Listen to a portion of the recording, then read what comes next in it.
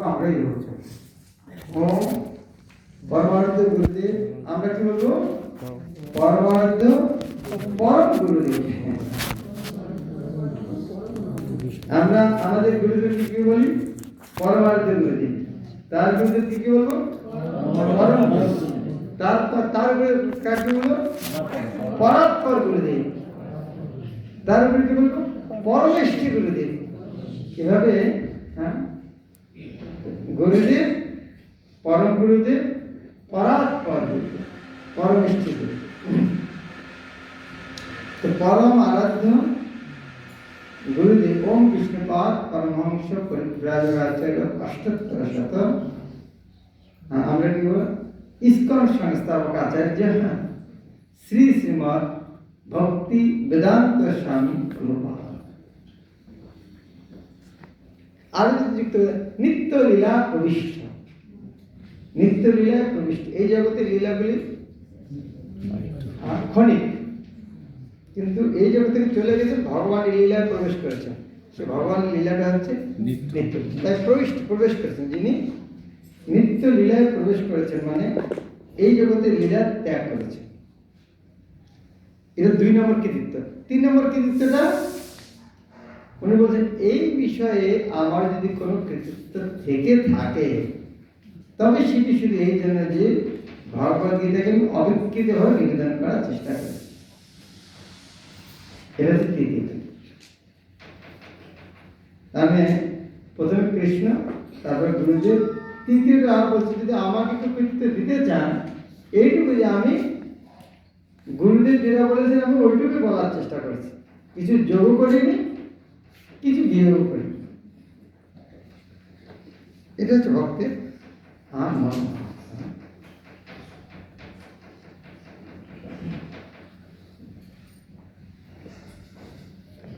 আমরা ধীরে ধীরে বই পড়ি না শেষ করার চেষ্টা করি?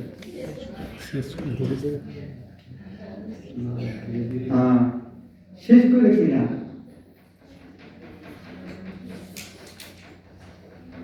তিন নম্বর পৃষ্ঠার শেষের দিকে সবই তো করা উচিত।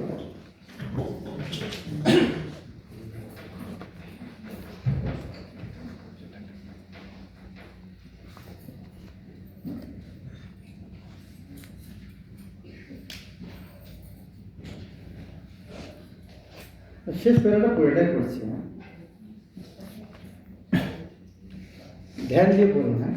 এর মধ্যে আপনাদের কাছে যেটা যদি মনে না এই কথাটা মনে রাখতে হবে, সেখানে একটু রং করে দিতেন, পরবর্তীতে চোখে পড়ে এই কথাটা একদম আগেবার পড়ার সময় ভালো লেগেছিল। পরবর্তী দেখবেন পরবর্তীতে পড়ছেন না, তখন আর কিন্তু ভালো আচ্ছা ওই সময় এত ভালো লাগেছিল, কি ছিল এর মধ্যে, এখন তো পড়ে মজা লাগছে না, এরকম কিন্তু হবে। এখন যে মজা লাগছে এটা এত সুন্দর কথা, পরে কিছুদিন পরে বলছেন আচ্ছা এটা কি এমন গুরুত্বপূর্ণ, ওই সময় কেন আসবে? তো যে চেতনার মাত্রার অনুসারে আমাদের এটা গ্রহণ।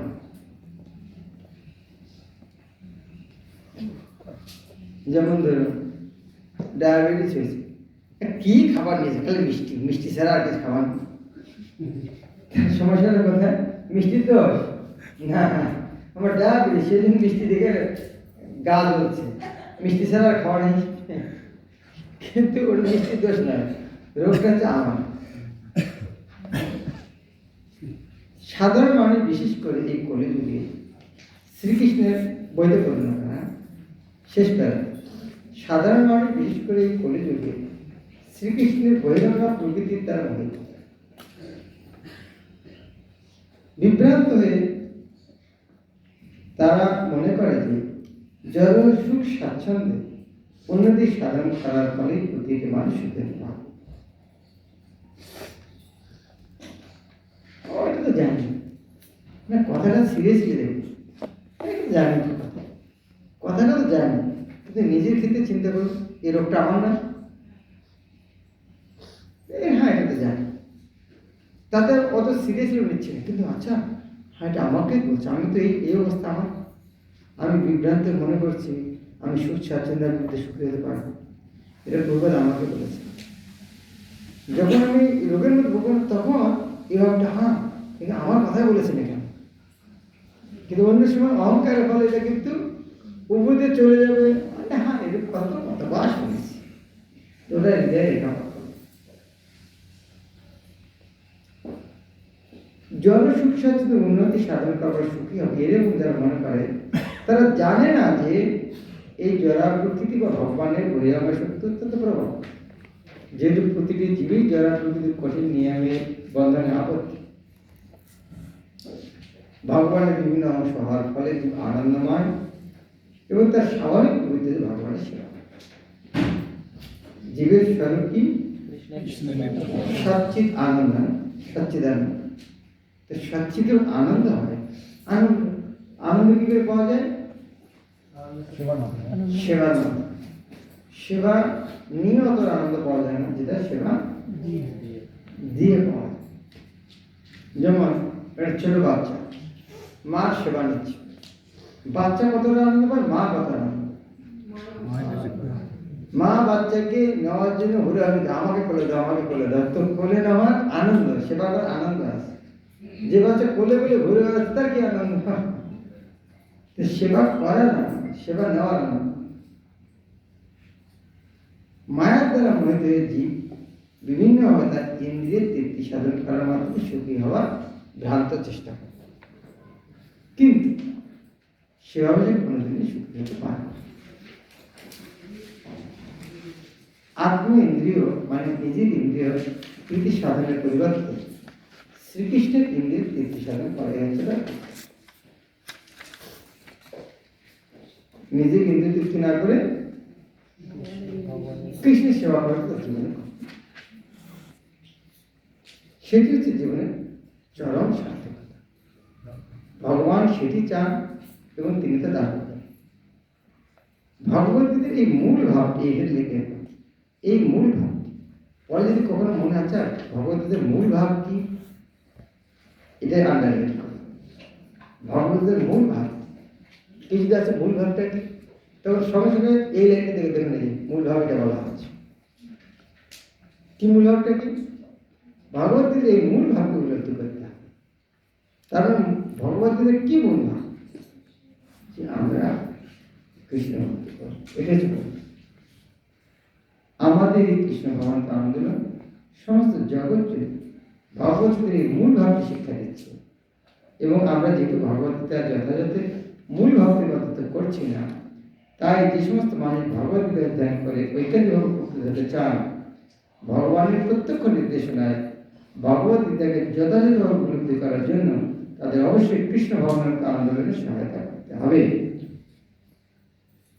চিন্তা করুন, প্রভুপাদ এই 3 পৃষ্ঠায় তিনি প্রস্তাবনা দিচ্ছেন, সব শেষ প্যারা যেটা দিচ্ছেন তার কত শক্তিশালী কথা বলতে যাচ্ছেন। একটা বাক্যের মধ্যে তিনি মূল ভাব 3বার করে বলছেন। তার মানে উনি কত জোর দিতে চাচ্ছেন কিসের উপরে? ভক্তি করে। আর এই ভক্তি করে গীতার মাধ্যমে এই জগৎকে শিক্ষা দিতে হবে। এটা হচ্ছে গীতার উদ্দেশ্য। গীতার উদ্দেশ্য সবাইকে ভগবত গীতা শিক্ষা দেয়। কি সেটা? ভগবান ভক্তি। তাই আমরা আশা করি যে এই ভগবত গীতা যথাযথ পাঠ করে মানুষ পরম লাভবান হবে, এবং যদি একজন মানুষ ভগবানের শুদ্ধ ভক্তি পরিণত হতে পারে, তাহলে আমাদের এই চেষ্টা সার্থক বলে মনে করে। প্রভুদের কত বিনম্র, এখানে একটা সুন্দর কথা হচ্ছে, যদি একজন মানুষও এখানে যদি একজন মানুষও ভক্ত হয়, তাহলে আমাদের আমরা প্রচার করতে হাজার হাজার লোক না থাকলে লেকচার দিতে উৎসাহ হয়। প্রভুপাদের মনোভাবটা কি? একজন লোক ভক্ত হয় তবু আমাদের প্রয়াস। এখানে আরেকটা জিনিস দেখুন, 12ই মে 1971, তার মানে ভগবত গীতাটা 71 সালে লিখেছে, আর প্রভুপাদ আমেরিকায় গিয়েছেন 65 সালে। তার আগে ভাগবত নিয়ে গেছেন। তো ভাগবতটা তার আগে, ভাগবত আগে দিয়েছে। ভাগবত 71, কিন্তু ভাগবত 71 শেষ হয়নি। তার মানে ভাগবত পুরো শেষ করতে পারেনি। কিন্তু তার মানে প্রভুপাদ মাঝখানে ভাগবত একটু বন্ধ রেখে গীতাটা মাঝখানে আবার নষ্ট করেছে। ঠিক আছে।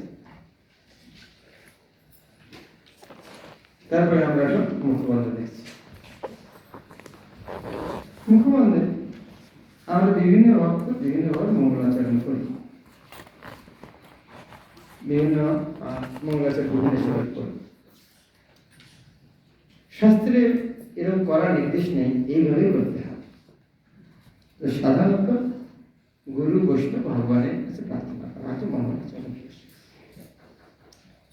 তবে আমাদের স্বাভাবিক প্রবৃত্তি কি আমরা বড়লোককে অনুসরণ করি। সবচেয়ে বড় লোক প্রভুপাদ, যিনি সফল হয়েছেন, তিনি যেভাবে মঙ্গলাচরণ করেছেন, তো আমার মনে হয় সেটাই সবচেয়ে ভালো। কি মনে হয়? তাই প্রভুপাদ অন্যান্য গ্রন্থে মঙ্গলাচরণ দেন, শুধু গীতাতে দিয়েছেন। তাই গীতাতে যে মঙ্গলাচরণটা দিয়েছেন, আমাদের সবাইকে সেই মঙ্গলাচরণটা সবাই একই মঙ্গলাচরণ অনুসরণ করলে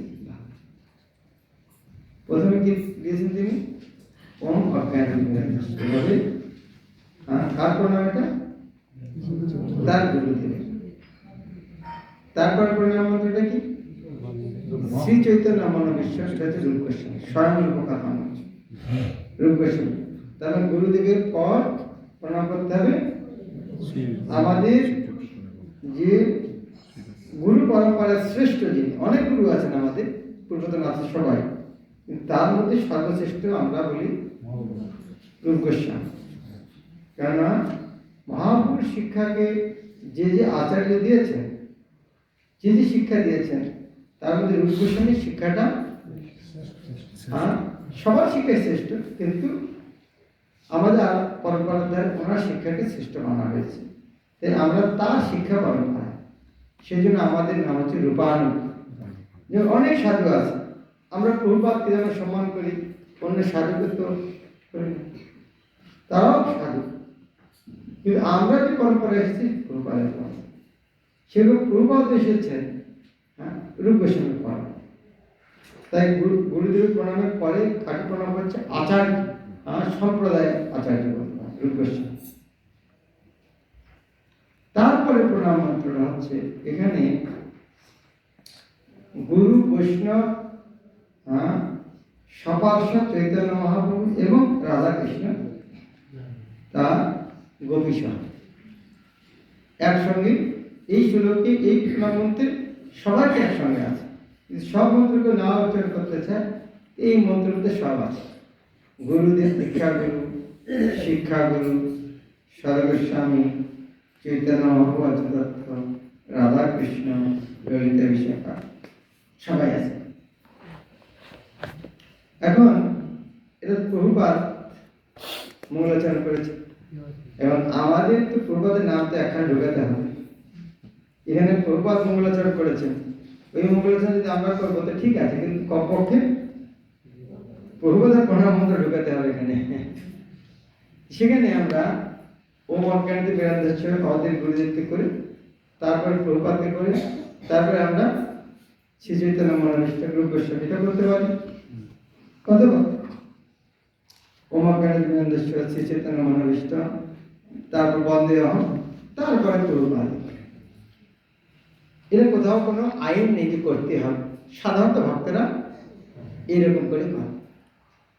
তারপরে হচ্ছে কৃষ্ণের প্রণাম মন্ত্র, তারপরে রাধারানীর প্রণাম মন্ত্র, তারপরে সমস্ত বৈষ্ণব, তারপরে শ্রীকৃষ্ণ চৈতন্য পঞ্চতত্ত্ব। এখানে দেখুন প্রভুপাদ কিন্তু জয় শব্দটা ইউজ করে না। আমরা জয় শ্রীকৃষ্ণ চৈতন্য বলি, এখানে প্রভুপাদ জয় শব্দটা দেন, আসলে জয়টা মন্ত্রের মধ্যে নেই। আমরা গানের ছন্দ মিলানোর জন্য দিই, তাদের দোষ নেই, কিন্তু মন্ত্রের মধ্যে জয় শব্দটা আছে। সেজন্য হরে কৃষ্ণ মহামন্ত্র কেন মহামন্ত্র? এখানে নাম নাম আর নাম, নাম ছাড়া অন্য কিছু নেই, সেটা হচ্ছে মহামন্ত্র। এখানে শ্রীকৃষ্ণ চৈতন্য প্রভু নিত্যানন্দ শ্রী অদ্বৈত গদাধর শিবাসাদী গৌর ভক্ত, এখানে ভগবান আর তার পার্শ্বদের নাম ছাড়া অন্য কিছু নেই, এটাকে মহামন্ত্র বলে। সেই জন্য আমরা হরে কৃষ্ণ মহামন্ত্র আগে আমরা জয় হরে কৃষ্ণ সাধারণত করি না, কেননা দরকার নেই।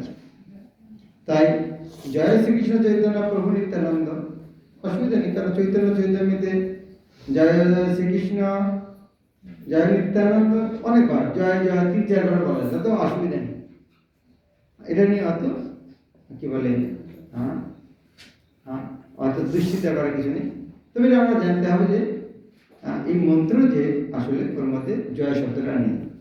শ্রীকৃষ্ণ চৈতন্য প্রভু নিত্যানন্দ শ্রী অদ্বৈত গদাধর শ্রীবাসাদি, তারপরে হরে কৃষ্ণ।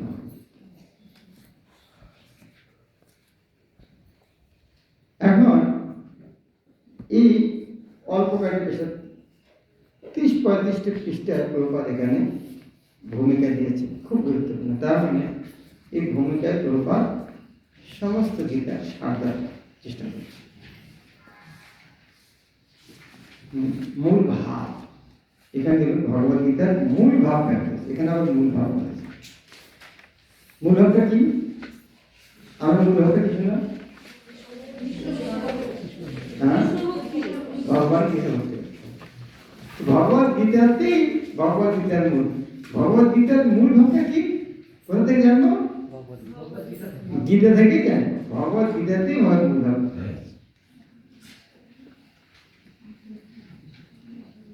এটা একটা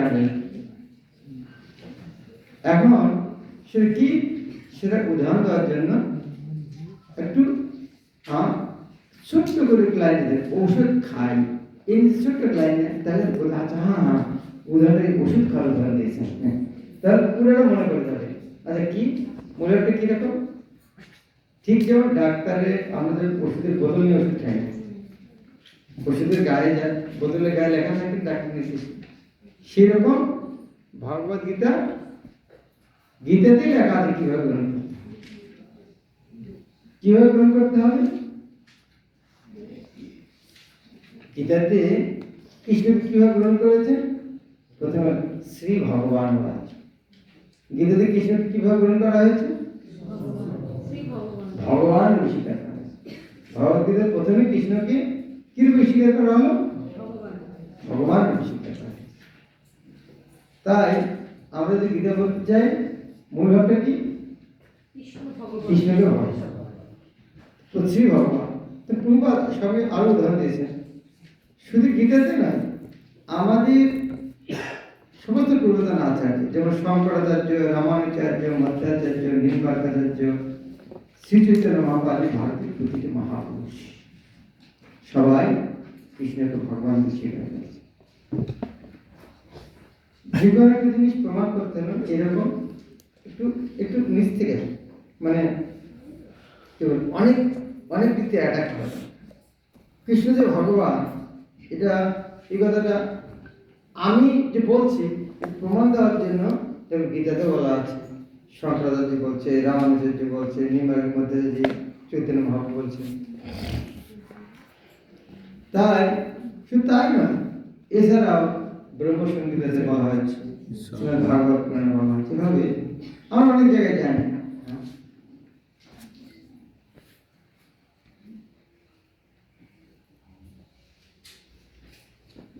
আমরা সব করবো না এখানে। এবং তারপরে দেখুন লেখা আছে যে শুধু তাই নয়, ভগবত গীতা যে মূল ভাব যে আছে, প্রভুপাদ কি প্রমাণ করতে চাচ্ছেন? প্রথমে কোথা থেকে শুরু করলেন প্রভুপাদ? গীতার মূল ভাব প্রস্তাবনার কথা শেষ করেছেন প্রভুপাদ। গীতার মূল ভাব কি এখানে শুরু করলেন কোথায়? মূল ভাবটা কি মূল ভাব? কৃষ্ণ কৃষ্ণ ভগবান, সেটা কে স্বীকার করেছে? ভগবত গীতাতে বলা আছে, আমাদের সব আচার্যরা বলেছে, সব বলেছেন। এখন ভগবত গীতাতেই সেটা বলা আছে, সেটা কে বলেছেন? যেমন ব্যাসদেব লিখেছেন শ্রী ভগবান বলছেন, কৃষ্ণ বলছেন আমি ভগবান, এবং যিনি শুনছেন প্রথম শিষ্য অর্জুন নিজেও স্বীকার করছে, সেটা প্রভুপাদ এখানে বলতে দিয়েছে দশম অধ্যায়ে 12 থেকে 14। পরম ব্রহ্ম পরম ধাম, ভগবান কি রূপে গ্রহণ করেছেন তিনি? পরম ব্রহ্ম, পরম ধাম, পরম পবিত্র, পরম পুরুষ, শাশ্বত, দিব্য, আদিদেব, অজ, বিভু, এইভাবে ভগবান স্বীকার করেন। এই শব্দগুলোর অর্থ কি? আমরা যদি আর জানতে চাই, এই শব্দার্থগুলো আমরা দেখতে পারি। পরম ব্রহ্ম মানে কি, পরম ধাম মানে কি, পরম পবিত্র মানে কি, পরম পুরুষ মানে কি, পরম শাশ্বত মানে কি, দিব্য মানে কি, আদি, অজ, বিভু, 9 প্রকার উপাধি দিয়েছে। কি এই কথা? তারপরে অর্জুন বলছেন, দেখুন এমন নয় যে আমি আপনার বন্ধুর জন্য আপনাকে বেশি বেশি প্রশংসা করছি। আসলে এই কথাগুলি আগে সবাই স্বীকার করেছে। আউস্তম ঋষয় সর্বে দেবর্ষি নারদ, দেবর্ষি নারদ ঋষি স্বয়ং আপনি নিজেও বলছেন। তাই হে কৃষ্ণ সর্বমেত ঋতম মন্যে, যা কিছু আপনি বলেছেন, আপনি এতক্ষণ যে লেকচার দিলেন আমাকে, একটার মধ্যে কোথাও কোনো ভুল নেই। সর্বহিতম না, সমস্ত কিছু সকল সত্যগুলি স্বীকার করছে। যৎমান পদ শিক্ষেশ, হে কৃষ্ণ আপনি গীতার মধ্যে যে আমাকে উপদেশ দিচ্ছেন, এর মধ্যে সব করা কথা পরম সত্যগুলি স্বীকার করছে। তাই এখানে দেখতে পাচ্ছি অর্জুন গীতার মনোভাব বুঝতে, এটি হচ্ছে গীতার মনোভাব। গীতাতে কৃষ্ণ উপদেশ দিচ্ছেন, অর্জুন উপদেশ করবেন যে হ্যাঁ কৃষ্ণ আপনি তার গীতার শিক্ষাটা এটা নয় কি? গীতাকে সবচেয়ে ভালো বুঝেছে অর্জুন। তো অর্জুনে বললে হ্যাঁ কৃষ্ণ আপনি এইরকম, তার মানে সেটাই মূল ভাব, গীতার মূল ভাব। তাই ভগবত গীতাকে গ্রহণ করতে ভক্তির মাধ্যমে, যদি ভগবত গীতা গ্রহণ করতে চাই কিসের মাধ্যমে? ভক্তি। প্রথম পয়েন্ট একটা মূল ভাব। এখন পরবর্তী পয়েন্ট হচ্ছে কিভাবে গ্রহণ করতে হবে। বুঝলাম কৃষ্ণ তো পরমেশ্বর ভগবান, এটা আমরা প্রথম পয়েন্ট, মূল হচ্ছে কৃষ্ণ পরমেশ্বর ভগবান। দ্বিতীয় পয়েন্ট, এখানে খালি ডায়েরিতে লিখতে হবে না, ডায়েরিতে দুটো খুঁজে পাওয়া যায় না, গীতার মধ্যে দেখো লেখা আছে পরে। হ্যাঁ গীতা হাইলাইট করে রাখো, দুদিন পর ডায়েরি খুঁজে পাওয়া যাবে না। ডায়েরিতে লেখো কিন্তু ডায়েরি দুদিন পর খুঁজে পাওয়া যাবে না। পরবর্তী প্যারাটা কি আছে? ভগবত গীতাকে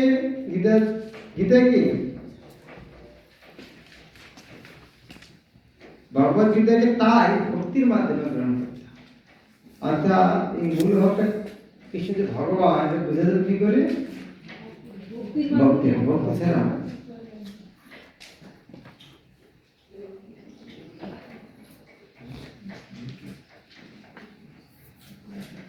পরের প্যারাটা দেখুন লেখা, ভগবত গীতার উদ্দেশ্য। ভগবত গীতা আসলে কি, ভগবতের উদ্দেশ্য কি, এটা খুব গুরুত্বপূর্ণ।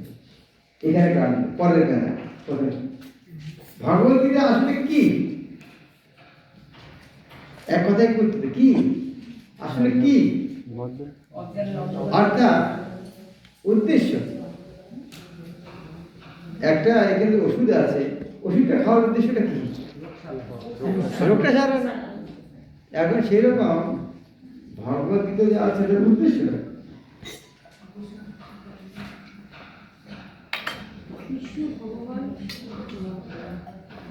এটা পরে দেখি, পরে নিজে বুঝি কি বলছে। এই প্যারাটা নিজে একা মনে মনে পড়ে, নিজে পড়ে একা একা মনে মনে। ভগবত গীতা আসলে কি? ভগবত গীতার উদ্দেশ্য হচ্ছে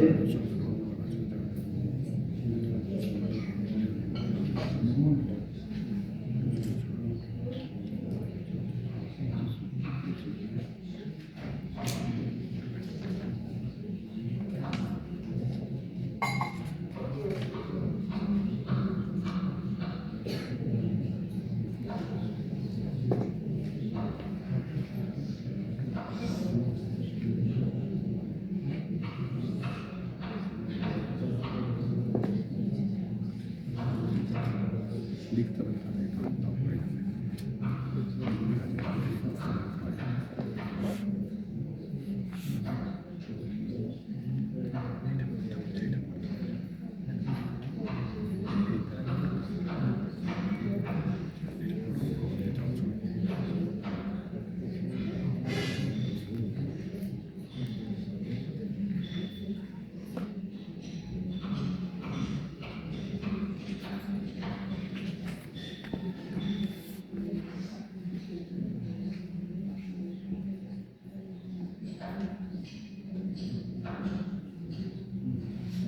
বুঝে গেল কি বলছে? মানবাধিকার আসল উদ্দেশ্য হচ্ছে জড় বন্ধন থেকে মুক্তি। ভগবতীর উদ্দেশ্যটা কি? জড় বন্ধন থেকে মানুষকে উদ্ধার করে।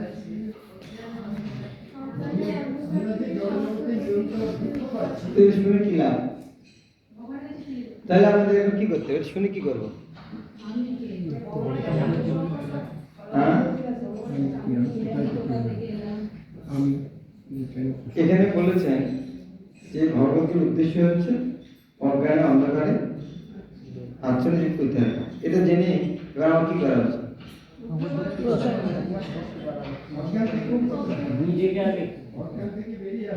অজ্ঞান বেরিয়ে আসতে। হ্যাঁ,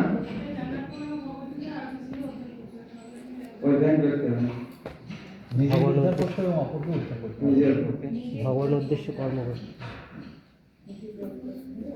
প্রতিটি মানুষই নানাভাবে দুঃখ কষ্ট পাচ্ছে এবং ওর জন্য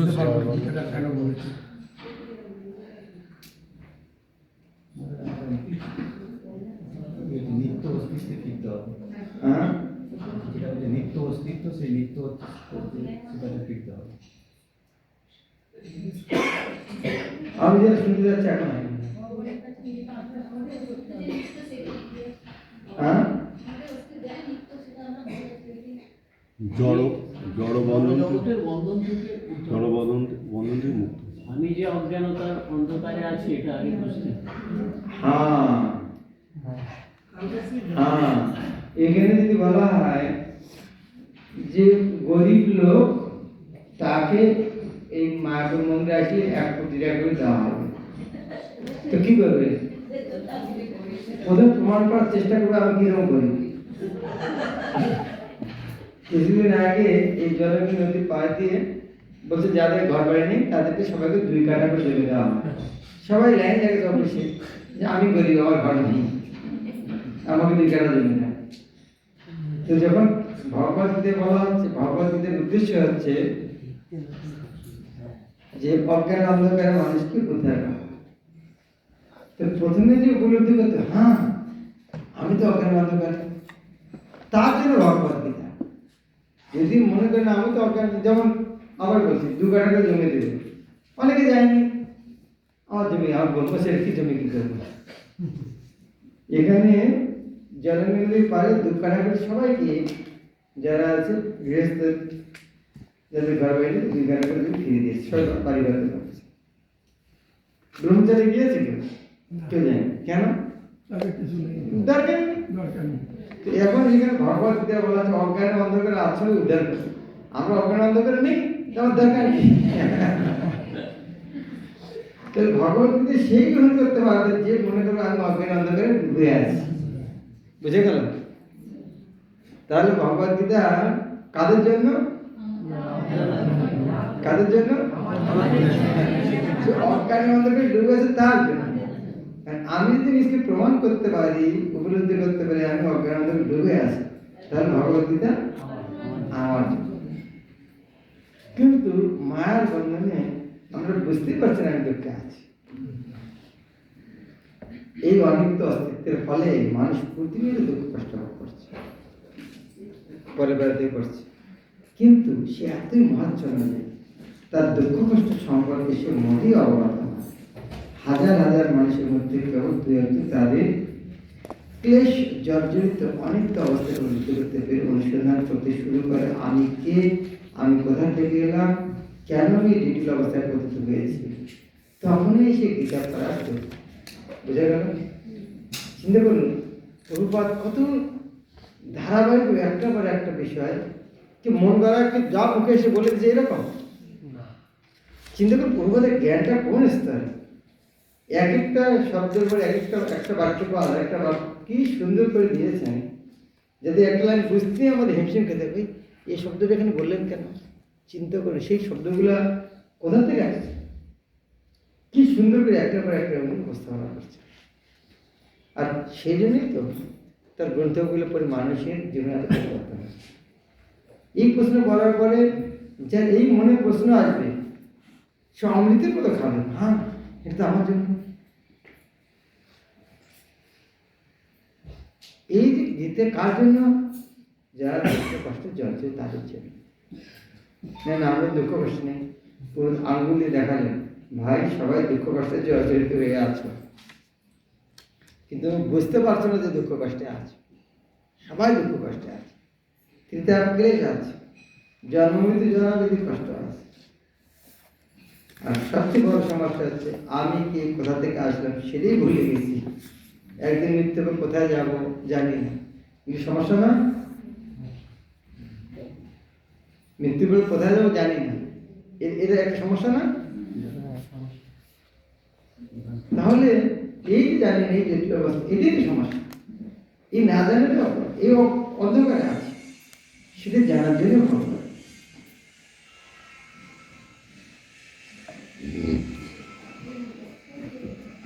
মানুষ যতক্ষণ পর্যন্ত তার এই মহাবস্থা কাটে ততক্ষণ সে বুঝতে পারে, যতক্ষণ পর্যন্ত সে বুঝতে পারছে যে সে দুঃখ কষ্ট চায় না ততক্ষণ তাকে যথার্থ মানি বলে গণ্য করা চলে। কিরকমটা কথা বলেছে, হ্যাঁ এই কথাটা এত মিষ্টি কথা, হ্যাঁ কার গায়ে লাগছে না, কিন্তু বলছে কি বলছে, সে দুঃখ কষ্ট দরিদ্র চায় না, এখানে বলছেন যতক্ষণ পর্যন্ত না সে বুঝতে পারছে যে সে দুঃখ চায় না ততক্ষণ তাকে যথার্থ মানি বলে গণ্য করা চলে না। তো আমরা যদি না বুঝতে পারি তার মানে আমরা মানুষ নেই।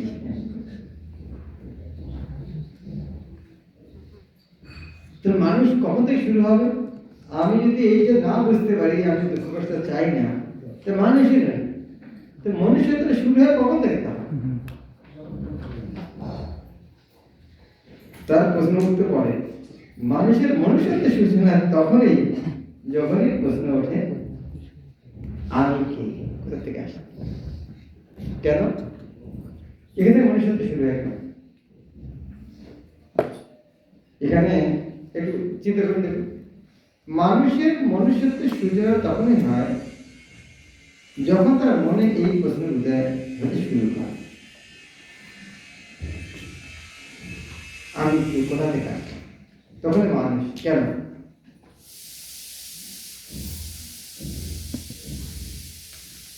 তার এক মানুষ বলা হচ্ছে, তার মানে মানুষ ছাড়া অন্য প্রাণী এইরকম প্রশ্ন জিজ্ঞাসা করতে পারে, মানুষের এমন কোন প্রাণী এরকম প্রশ্ন জিজ্ঞাসা করে বুঝতে পারবে কি, কে বুঝতে পারে, মানুষ। তার মানে পশুরা মানুষের পার্থক্য এইটুকু, তো সেটাই কি বলবেন মানুষের মনুষ্যত্বের সূচনা তখনই শুরু যখন বোঝা শুরু করে যে আমি শরীর নিয়ে মানুষ, তখন থেকে মানুষের মনুষ্যত্ব শুরু, তার আগে পর্যন্ত সে পশু। তাই যারা ইতিমধ্যে প্রশ্ন করতে শুরু করেছেন আমি কে, আমি কোথা থেকে, আমি কেন কষ্ট পাচ্ছি, মৃত্যুর পর কোথায় যাব, তারাই ভগবদ্গীতার প্রকৃত শিক্ষাকে যোগ্যতা অর্জন করেছে। বুঝে গেল, এতগুলো পরে প্রভুপাদ এই কথা বলছে, তাই কি বলছি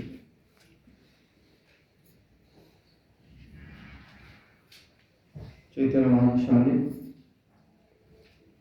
সনাতন গোস্বামী যখন হইল বারাণসী,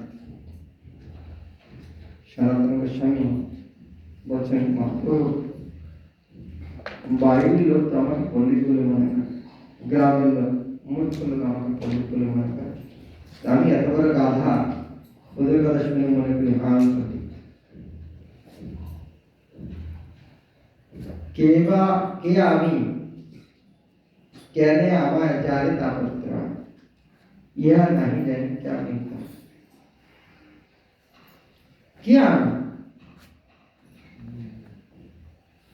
কেন আমাকে তিন প্রকার কষ্ট কে দিচ্ছে ইহা নাহি জানি কেমন এটাই জানি আমি কে তিন প্রকার কষ্ট কোথায় আছে কেন দিচ্ছে কেউ ঠাকরাচ্ছে পিঠে করছে ও বুঝতে পারছে না আমাকে কেন পিঠে করছে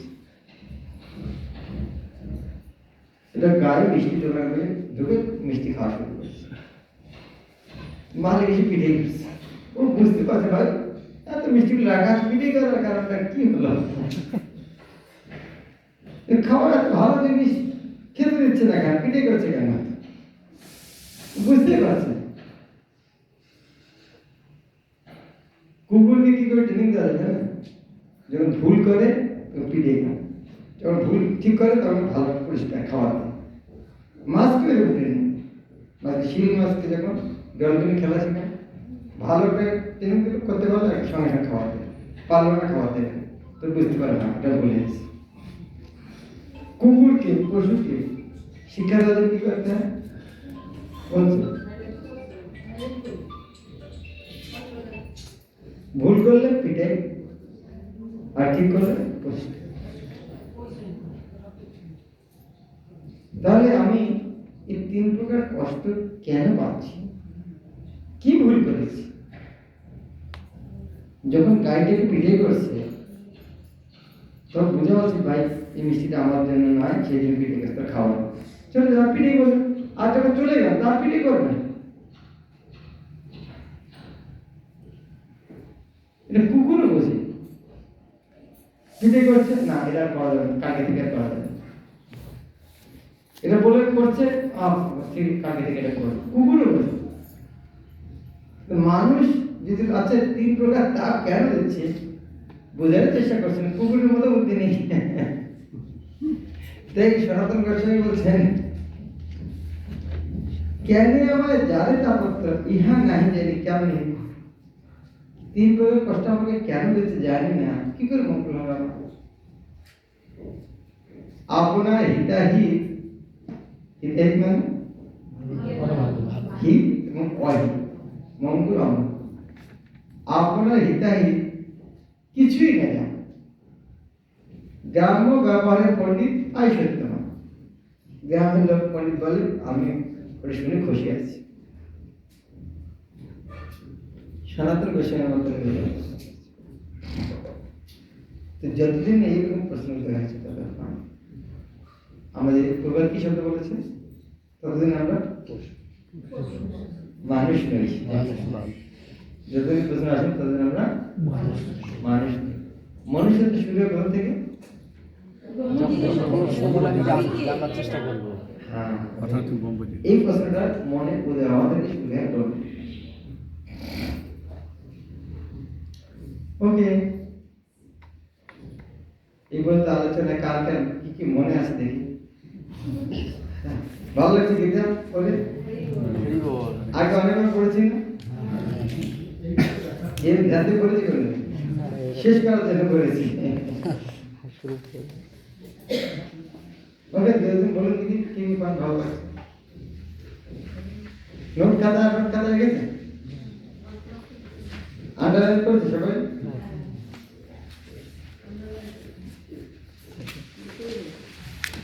যেটা পারেন বলুন দেখি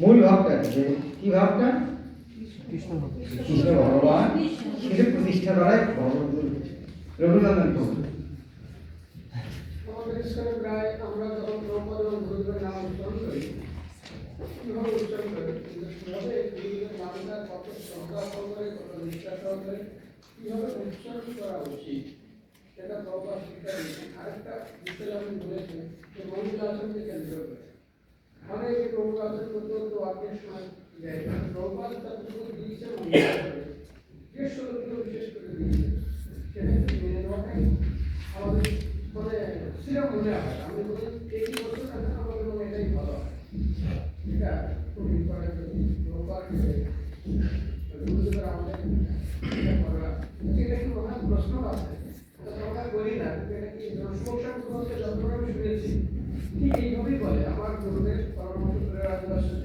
কাছে এবং মানুষ করতে পারে এইভাবেই বলে আমি এত ধর্ম শুনি না তো আমাদের কোনটা করণীয় আমরা তো একটা ক্লাসের সময় পূর্বে হয়তো 50 বার প্রবাদের নাম উচ্চারণ করেছি, বারবার ওম বিষ্ণুপাদ করলে ওটা শুনতে ভালো শোনা যাবে, সেজন্য কমপক্ষে একবার ভালো করে করতে হয়। যেমন করুন রঘুনাথ প্রভু ক্লাসে রঘুনাথ প্রভু এই করেছেন, রঘুনাথ এই করেছেন, তো বারবার না বলে উনি এই করেছিলেন উনি এই করেছেন, তখন ওটা আপনার শ্রুতির মধ্যে বারবার যারা শুনছে তারা হয়তো বলবে বারবার ওম বিষ্ণুপাদ বলার কি দরকার। তো তবে হ্যাঁ, যদি যেমন প্রভুপাদ এই বলেছেন, প্রভুপাদ এই বলেছেন, কিন্তু কেউ যদি বলেছেন আপনাদের সংস্থাপক আচার্য দেবে, আমাদের সংস্থাপক আচার্য ওম বিষ্ণুপাদ পরমহংস সেই সীমা সবাই করতে তখন তো ঠিক আছে। বারবার আমাদের লিখতে সময় বারবার যদি এই কথাটা ওম বিষ্ণুপাদ পরমহংস পরিব্রাজ অষ্টদশ ওম বিষ্ণুপাদ পরমহংস পরিব্রাজ আছে উনি বলছেন কৃষ্ণ আছে পরমেশ্বর, ওম বিষ্ণুপাদ পরমহংস পরিব্রাজ উনি বাবুল যথাযথ লিখেছে, সেটা শুনতে অতটা শ্রুতি মধ্যে হবে না। সেজন্য প্রভুপাদ সরকার গুরুদেব ঠিক আছে, কিন্তু তোমার গুরুদেবের নাম কি? কৃষ্ণদাস মহারাজ। তো এইরকম অবজ্ঞা, এভাবে তার বোঝা যায় তার শ্রদ্ধার মাত্রা। মহারাজ প্রশ্ন আছে যেমন আমার গুরু মহারাজ আমাদের শাস্ত্রীয় প্রায় যখন গৌরী মঠের মহারাজরা এবং বহুরা যখন উচ্চারণ করে গুরু মহারাজের নাম রাখি ভক্তি আছে, কিন্তু তারা গুরু মহারাজ থেকে সিনিয়র আছে, তারা মদভঙ্গ চার মহারাজের শিষ্য, তিনি এটাই করে পারে গৌরী মঠের মাত্রাই করে ইসলাম মাত্রা বলে, তো ওনারা গুরু মহারাজের পুরা মানে ওটা এটা মিষ্টি ডাক, যেমন কৃষ্ণ ভাই কানা মা ডাক, ওরা আদর করে ডাকে। তো ওটা খারাপ, ওটা ওটা আদর, ছোট শব্দে ডাকে ওটা আদর। হরে কৃষ্ণ মহারাজ, ভগবদ গীতাকে যথাযথ রবীন্দ্রনাথ প্রশ্ন শেষে আমার নাই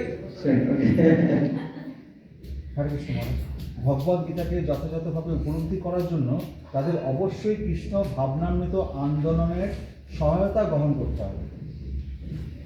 আন্দোলনের সহায়তা গ্রহণ করতে হবে। আন্দোলনের সাথে কৃষ্ণনাথ আন্দোলনের সহায়তা শব্দ না, কৃষ্ণনাথ আন্দোলন এই শব্দ মানে ইস্কনে, তো আন্দোলনের সহায়তা নয়, কৃষ্ণ ভাবনামিত আন্দোলন মানে ইস্কনের সহায়তা। কেবল কেবল আন্দোলনের কথা বলেন, কৃষ্ণ ভাবনামিত আন্দোলন মানে ইস্কনের সহায়তা। জীব ভগবানের অংশ পরমাংশ আর কেন বলে মানে চেতনা জলের মধ্যে যারা পার্থক্য নির্ধারণ করতে হবে তাদের পরমাংশ বলা হয়। যেমন আমরা জলজগতে যখন বুঝতে পারবো যে আমরা আবদ্ধ হয়েছি অজ্ঞানের দ্বারা, তখন আমরা পরমাংশ, তার আগে আমরা পরমাংশ তার একেবারে কাউয়ার পরমাংশের অপোজিটটা কি? কাউয়া। আর কথা শুনে বলা আছে পরমাংশের কোথায় যায়? হাঁসের কোথায় যায়? আর কাউয়ারের কোথায় যায়? দুইটাই পাখি, একটা পাখি যাচ্ছে কমল ফুলের কাছে, আর একটা পাখি যাচ্ছে কৃষ্ণদেব ভগবান সেটা ব্যাসদেব শঙ্করাচার্য অর্জুন সবাই স্বীকার করে, যেখানে বহু সংহিতায় লেখা আছে বিশ্বস্ত স্বয়ং ভগবান। কৃষ্ণ সংক্রামিত আন্দোলনের কৃতিত্ব তিনজনকে দিয়েছেন, স্বয়ং ভগবান, তার গুরুদেব এবং তিনি যে গুরুদেবের বাণী যথেষ্টভাবে প্রচার করেছেন সেই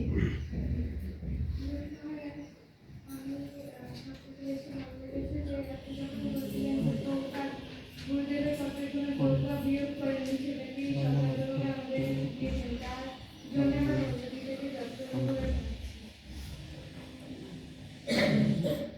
ঈশ্বরের চারটি বিশেষ নাম প্রকার দিয়েছেন, অকৃত্রিম সংস্কৃত ঐতিহাসিক। ইস্কন সংস্থাটা এটা মনে রাখুন, ও অনেকবার পড়েছি, নজরে এসেছিল ইস্কন সংস্থাটা অকৃত্রিম, ঐতিহাসিক স্বতঃস্ফূর্ত, ঐতিহাসিক, অপ্রাকৃতিক। শ্রীমৎ শব্দের অর্থ শ্রী এবং ঐশ্বর্য। অর্জুন ভগবান বলেছেন আপনি পরমেশ্বর ভগবান পরম ধাম পরম পবিত্র পরম ব্রহ্ম তিনি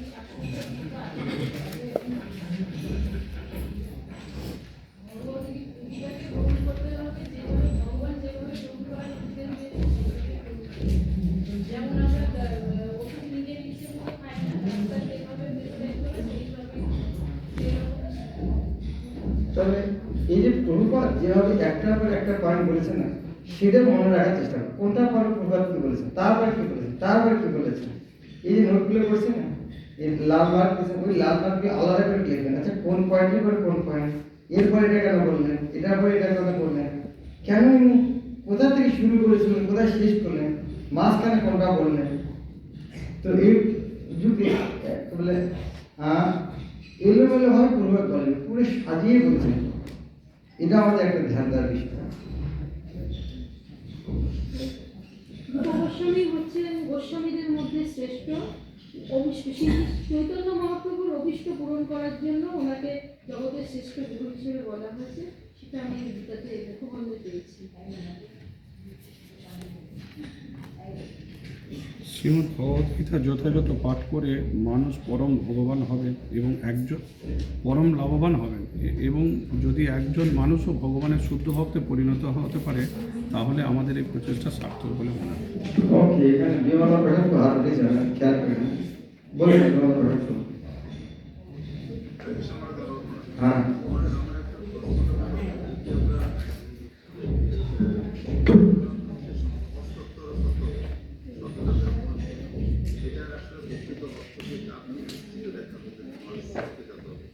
ও হ্যাঁ, আমরা একটু হয়তো আপনি পরে এসেছেন, আমরা একটু আলোচনা করেছি, আবার বলছি।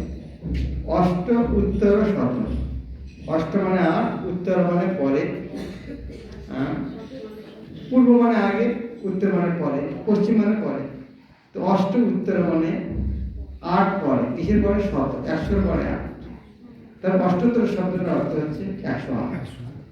108কে সংস্কৃতি করে অষ্টোত্তর শত বলা হয়। সাধারণত এটা শুভ সংখ্যা। গুরু মহারাজ দুটো উদাহরণ, একটা হচ্ছে 108 সখী এবং 108 বনিষ্ঠ। সাধারণত শুভ সংখ্যা, সেই জন্য বৈষ্ণবদের উপাধি সময় আমরা এই অষ্টোত্তর শতটা ব্যবহার করি। ঠিক আছে, শোনা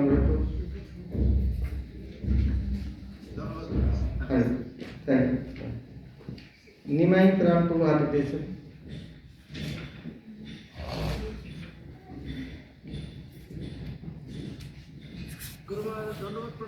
হ্যাঁ, বলো।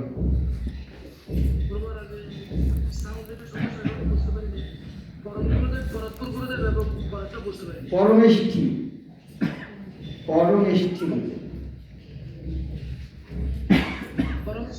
পরমেষ্ঠি। ধন্যবাদ গুরু মহারাজ। গোরাচার। হরে কৃষ্ণ গুরু মহারাজ, আপনার নমস্কার প্রণাম। গুরু মহারাজ, আপনি শ্রীমৎ শব্দটার অর্থ কি বললেন সেটা বুঝতে পারি। শ্রী, শ্রী অর্থাৎ ঐশ্বর্য। শ্রী, একটা শ্রী সুন্দর অর্থে ব্যবহার হয়। লক্ষ্মী দেবীর নাম শ্রীদেবী। শ্রী সাধারণত ঐশ্বর্য এবং সুন্দরতার অর্থে ব্যবহার। আর মত শব্দ অর্থাৎ অর্থাৎ যুক্ত।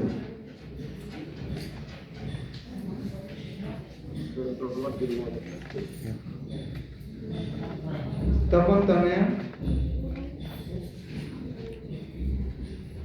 হরে কৃষ্ণ গুরু মহারাজ বললাম। তো এখানে গুরু মহারাজ বলেছেন যে মানে আচার্য পরমেশ্বর ভগবান, মানে আচার্যরাই স্বীকার করে গেছেন ভগবদ্গীতাতে, যেমন শঙ্করাচার্য, রামানুজাচার্য, মাধবাচার্য। তো এনারাই ভগবদ্গীতাতে তত্ত্ববেষ্টা পুরুষ, মহাপুরুষ, এনারাই বলে দিয়েছেন ভগবদ্গীতার বারে যে পরম পুরুষ কে, পরমেশ্বর ভগবান। অর্থাৎ এটা আমাদের কথা নয়, মহান মহান যে ব্যক্তি সারা জগৎ যাদের পূজা করেন তারা স্বীকার করেছেন, অথবা আমাদের স্বীকার করতে অসুবিধা। সুরপতি নরহরি দাস। মহারাজ দশিশ্বরের দণ্ডবত প্রণাম।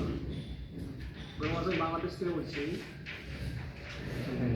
আমার প্রশ্ন হচ্ছে যে শ্রীমদ্ ভগবত গীতা ভগবানের নির্দেশিত বাণী, কিন্তু গীতার যে প্রথম 16টি রয়েছে সেটি কেন ধৃতরাষ্ট্র বললেন? কেন ধৃতরাষ্ট্র বললেন? যে কোনো একটা জিনিসের যেমন ধরো তোমাকে যে খাবার দেয়, প্লেটটাকে খাওয়ার জন্য দেয়, কিন্তু প্লেটটা না হলে খাবে কি করে? কলার পাতা দেয়, কলার পাতা খাওয়ার জন্য দেয় কি? আরে কলার পাতা কেন দিল? ওটা গরু খায়, কিন্তু কলার পাতা দিয়ে প্রসাদটা খাওয়া হচ্ছে। সেরকম ভগবত গীতা যদি শুরু করবে, ভূমিকা হঠাৎ করে শুরু হলো কোথা থেকে? এটা ভূমিকা যে কৃষ্ণ হঠাৎ করে কোথা থেকে বলতে দেওয়া যাবে বলে, এটা যদি আমাদের পটভূমি না জানি তো প্রশ্ন আসতে পারে, আরে কৃষ্ণ কেন বলতে দিলেন না অর্জুন? আচ্ছা অর্জুন এরকম বললেন কেন? তো অর্জুন এরকম বললেন যুদ্ধ করতে, কে দেখতে গেছেন? সঞ্জয়। কার কাছে সঞ্জয়টা বলছেন? ধৃতরাষ্ট্র কি বলেছিল এই জন্য? তার মানে হ্যাঁ বুঝতে পারছি, আচ্ছা বলুন আপনি গীতার উপদেশটা। তো এটা জাস্ট একটা গীতা একটা ভূমিকা কোথা থেকে শুরু হয়েছে, ঠিক আছে? তোমার ভাবনাটাও ভালো ভাই। ভগবত গীতার মতো জিনিসে প্রথমে ধৃতরাষ্ট্রের নামটা অন্য কারো নাম হলে ভালো হয়। আমি তোমার সঙ্গে একমত। প্রভুপাদ যখন বাংলা গীতার গান লিখেছেন, প্রথমে উনি ধৃতরাষ্ট্রবাদের শব্দ লেখেননি। আমার মনে হয় তোমার যে ভাবনাটা প্রভুপাদের একই ভাবনা ছিল। কেন গীতার মধ্যে প্রথমে ধৃতরাষ্ট্রবাদ লেখেন? প্রভুপাদ ধৃতরাষ্ট্রবাদ না লিখে প্রভুপাদ লিখছেন, ধর্মক্ষেত্রে কুরুক্ষেত্রে হইয়া সব একত্র, কি করিল মম পুত্র পাণ্ডব সর্বত্র, কি করিল তারপর কহত সঞ্জয়, ধৃতরাষ্ট্র জিজ্ঞাসায় সন্দিগ্ধ হৃদয়। ধৃতরাষ্ট্র পরে দিচ্ছে, প্রথমে ধৃতরাষ্ট্র বলে বলেনি। এটা ভালো, তোমার এই মনে হয় ভালো যে না কেন ধৃতরাষ্ট্র নাম হচ্ছে। Thank you. মানুষই মনে না।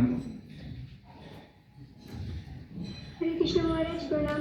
বলছি মহারাজ অকৃত্রিমটা যদি আরেকবার একটুখানি আমাকে বুঝিয়ে দেন, আপনি সুন্দরভাবে বুঝিয়েছেন কিন্তু কৃত্রিম শব্দের অর্থ হচ্ছে জাগতিক। কৃত্রিম কৃত্রিম হচ্ছে অকৃত্রিম হচ্ছে ন্যাচারাল স্বাভাবিক, আর কৃত্রিম হচ্ছে আর্টিফিশিয়াল। যেমন জীবের স্বভাব কি? স্বাভাবিক শব্দের স্বভাব কি? দাস। কিন্তু জীব যখন মালিক হওয়ার চেষ্টা করে, এটা কি স্বাভাবিক স্বভাব? এটা হচ্ছে অকৃত্রিম। সরি, এটা হচ্ছে কৃত্রিম। নিজে আমি মালিক হওয়ার চেষ্টা করছি, কিন্তু জীব যে কৃষ্ণের সেবা করবে, এই যে তার ভাবটা, এটা স্বাভাবিক ভাব। সেই ভাবটা হচ্ছে অকৃত্রিম।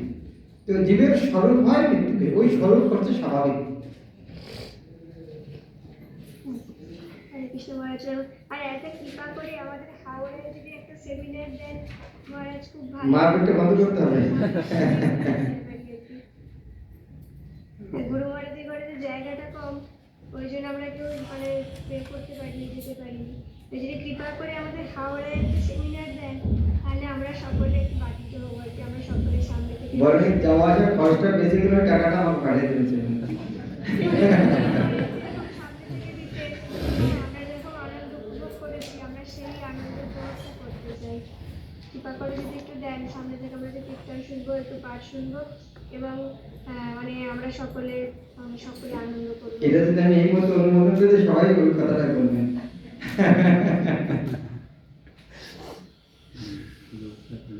Thank you. তো আমরা আরেকটু আগে বলি, ভূমিকাটা তো শেষ করবো।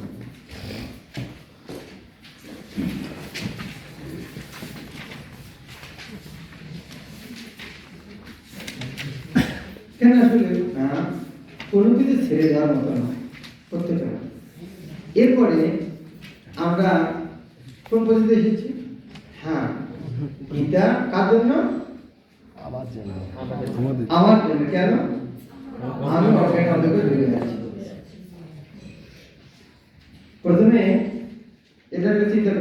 উদাহরণ দেওয়ার চেষ্টা করি। কোথাও গিয়েছেন, এক প্লেট কি এটা বক্স আছে, কি এটা খাওয়া এমনি কেক আছে, তার বাচ্চা কার জন্য? আরে তোমার জন্য। প্রথমটা হচ্ছে কি বিষয়বস্তুটা কি? কেক। তারপর কি বললাম? আরে ওটা আমার জন্য। তখন প্রথমটা কি আছে? না, এর মধ্যে কি আছে? মিষ্টি তুমি খেতে পারো। বিষয়বস্তুটা দেখার চেষ্টা করি, মিষ্টিটা টক না ঝাল, তখন দেখার চেষ্টা করবো আমরা বিষয়বস্তু। এখন কি দেখবো আমরা? পরবর্তী নেক্সট পেজ ভগবত গীতাতে বিষয় আমরা 5টি মূল বিষয়বস্তু।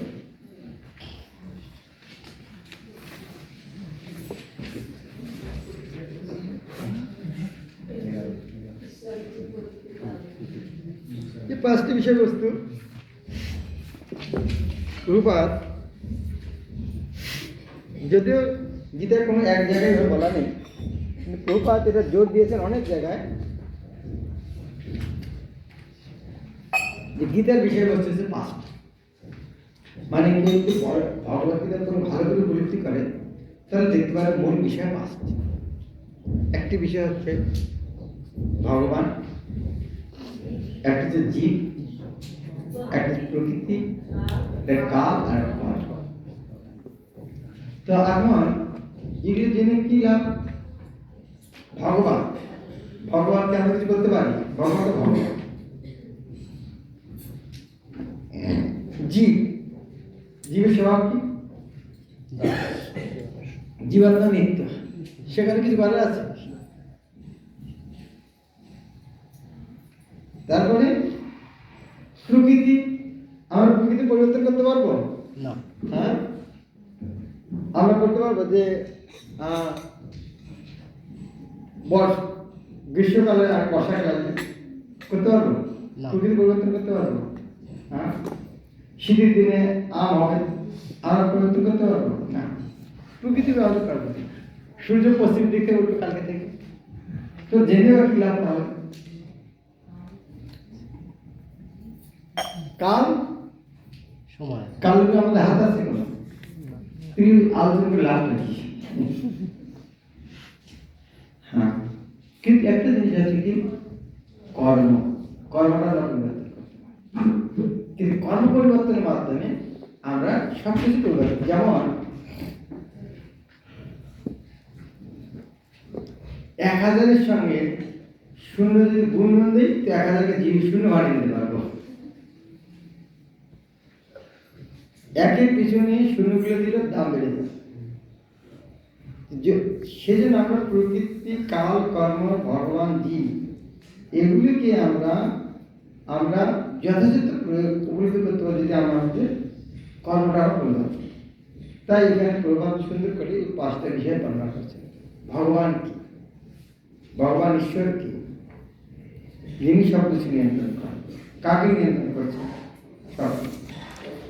এই বিষয়বস্তুগুলি আমাদের ভগবত গীতাতে সুন্দর বর্ণনা করা আছে।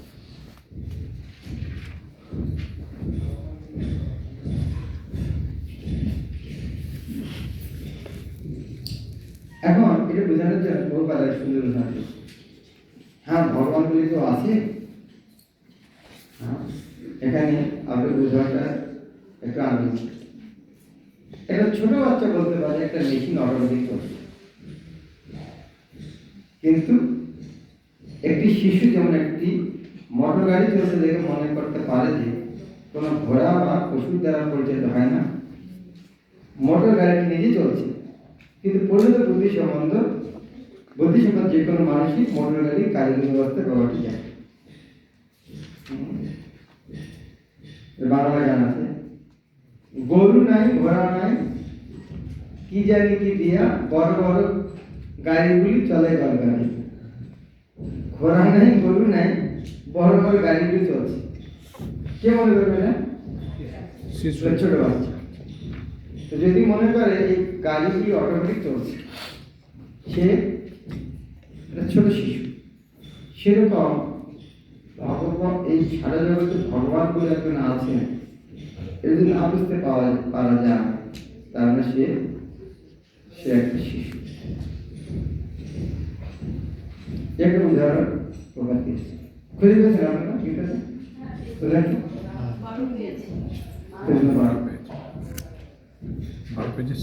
তারপরে প্রভুপাদ আরেকটা উদাহরণ দিয়েছেন। আচ্ছা, উনি তো বুঝলাম উনি হচ্ছেন ভগবান, তাহলে জীবকে কি করে বুঝবো? তারপরে উদাহরণ দিয়েছে এক বিন্দু জল আর সমুদ্র। জীবকে বোঝানোর জন্য এসব উদাহরণ দিচ্ছে। প্রভুপাদ সংক্ষিপ্তভাবে বোঝানোর চেষ্টা করছেন। ভগবানকে বোঝানোর জন্য উদাহরণ দিলেন, কি উদাহরণ দিলেন? এই মেশিন কেউ চালানো আছে, কেউ না কেউ নিয়ন্ত্রণ আছে, সেই নিয়ন্ত্রণ আছে ভগবান। দ্বিতীয় উদাহরণে কি দিলেন উনি? এক বিন্দু জল। জীব বোঝাতে কি দিলেন? যেমন এক বিন্দু জল আর সমুদ্র, গুণগত রূপে কিন্তু পরিমাণগত আছে। তৃতীয় পয়েন্টে কি হয় তাহলে? যারা প্রকৃতি, ভগবান গেল, জীব গেল, পরবর্তী হিসেবে যারা প্রকৃতি, সেখানে সেটা সুন্দর করে উদাহরণ দিয়েছে। এখানে উদাহরণ দিয়েছে, প্রকৃতি মানে স্ত্রী। স্বামী তারা যেমন স্ত্রী নিয়ন্ত্রিত হয়, সেরকম পুরুষ ভগবান দ্বারা জীব এবং প্রকৃতি পরিচালিত।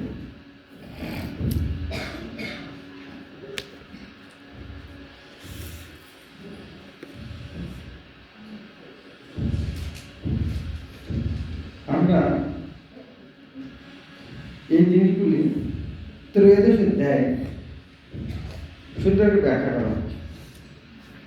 পুরো গীতা সার দিয়েছে ভগবদ্গীতা ত্রয়োদশ অধ্যায় প্রকৃতি, পুরুষ, ক্ষেত্র জ্ঞান যোগ, সেই প্রসঙ্গে সুন্দর ব্যাখ্যা।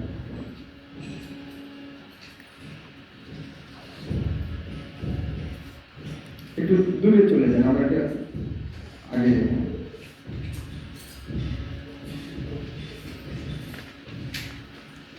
এই জিনিসটার পুরো 5টা পয়েন্ট বিস্তারিত ব্যাখ্যা করছেন।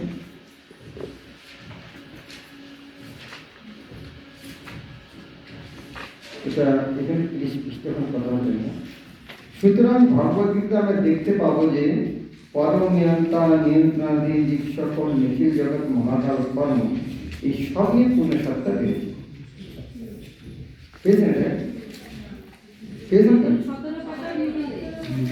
17 কথা দেখুন। ভগবদ্গীতা আমরা দেখতে পাবো পরম নিয়ন্ত্রণাধীন জীব সকল নিখিল জগৎ মানে কি? প্রকৃতি, মহাকাল, সময় এবং কর্ম, এই সব নিয়ে পূর্ণ সত্তা বিরাজ এবং সব কিছুরই আলোচনা এখানে ব্যাখ্যা করা হয়েছে।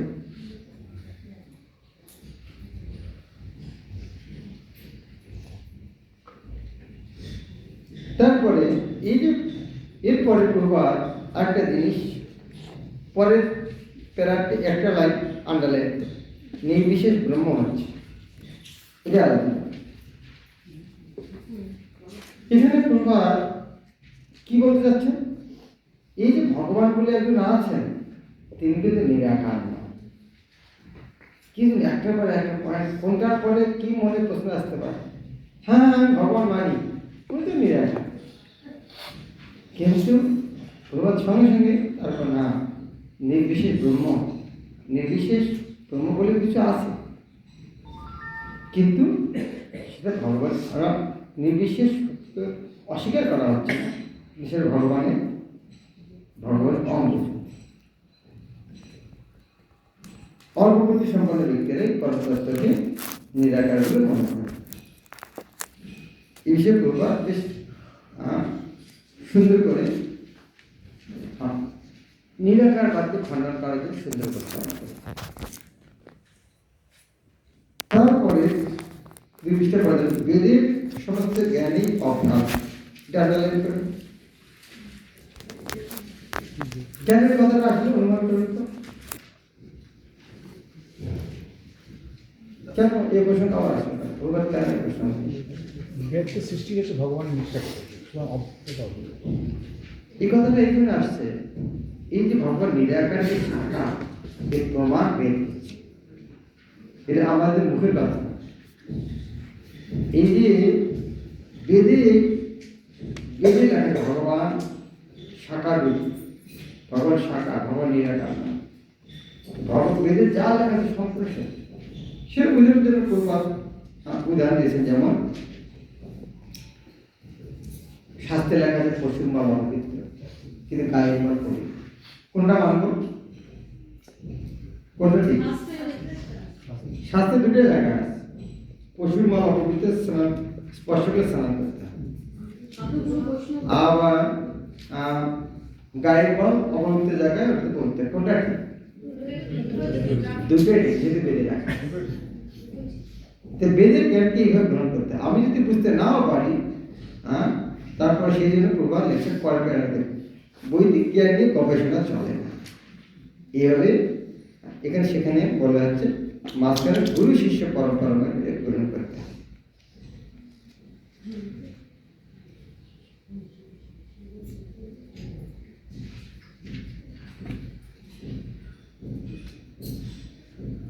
তারপরে এখানে চারটি ত্রুটি লেখা আছে, ওখানে আনলেন। এটা কেন বলা হচ্ছে এই চারটি ত্রুটি?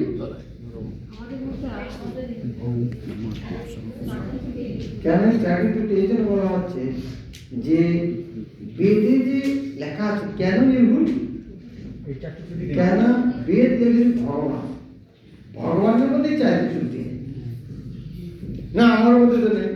তো তোমার ঠিক আছে, তোমার দেখো এইগুলো আছে, ভুল প্রমাণ বিপুলিশ করে না।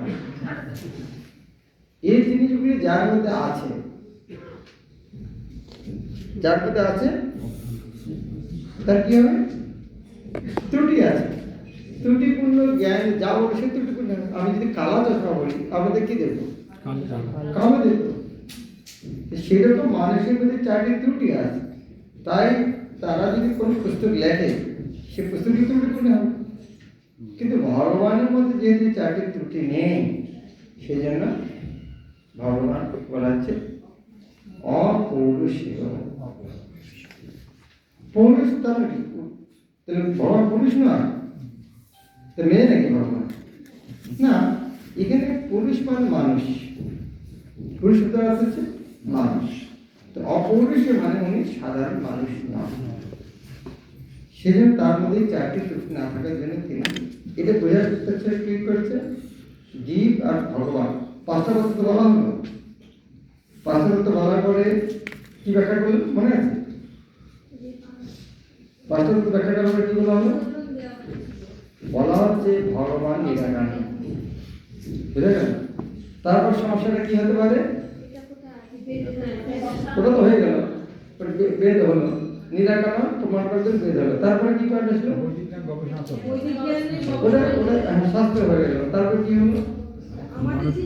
ত্রুটি আছে, তাতে ত্রুটি আছে মানুষের।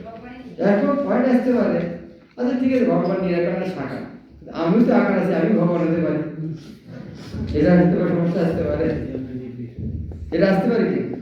একটা পয়েন্ট আছে যে পিপিলিকা থেকে ব্রহ্মা পর্যন্ত সকলেরই এই চারটে দোষ আছে। তো আমারও সেই দোষটা আছে, যার দোষ থাকবে সে ভগবান হতে পারবে। সেই জন্য এই চারটে দিচ্ছে। সেই জন্য বলছে না, তুমি মনে করো তুমি তো সেই জন্য এই চারটে যদি দোষ তোমার থাকে তাহলে তুমি ভগবানকে পাবে। এই জন্য চারটে পাবে।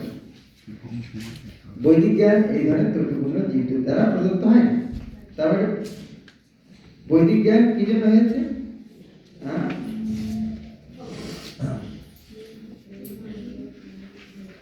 এই জীবকে এখন প্রভাব বর্ণনা করতে চাচ্ছেন এই বৈদিক জ্ঞান এইরকম উদ্দেশ্য। তাকে আরেকটা বলছে যে পরে কুকুর বিড়ালের মধ্যে ঝগড়া করার জন্য আমরা আসি। তা কি জন্য এসেছি? বৈদিকের সারটা কি? কি সার বৈদিকের উদ্দেশ্য? এখানে পরের কাছে সনাতন ধাম শব্দ আনন্দ পরের সনাতন ধাম শব্দ বৈদিকের কি শিক্ষা দেয়?